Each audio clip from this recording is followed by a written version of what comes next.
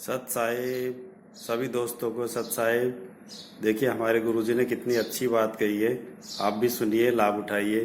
सत साहिब। तो स्वामी रामानंद जी ने कहा कि देखो भक्त, मैंने जो क्रियाएं बताई इनसे राहत मिलनी चाहिए थी।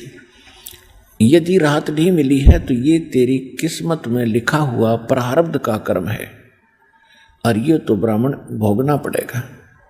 उदाहरण दिया कि जैसे श्री रामचंद्र जी ने बाली को मारा था, सुग्रीव के भाई को, एक वृक्ष की ओट लेकर धोखा देकर, तो उसका बदला भी श्री कृष्ण रूप में उन्होंने उसी को सिद्ध देना पड़ा।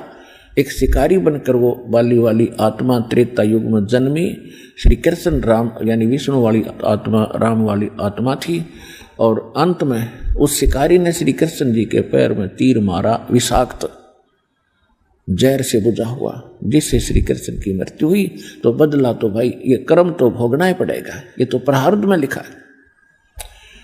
अब परमात्मा यही चाहते थे कि किसी तरह मेरी भी जो है सुरंग लग गई इस ब्राह्मण जाति में।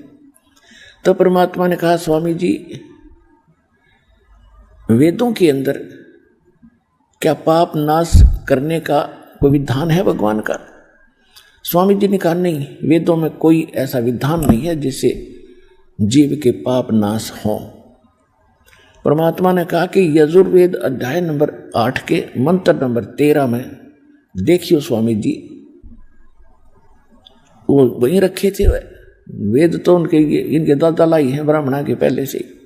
उसने तुरंत खोल कर देखा, उसमें 6 बार लिख रखा है कि परमात्मा घोर पाप का विनाश कर दे।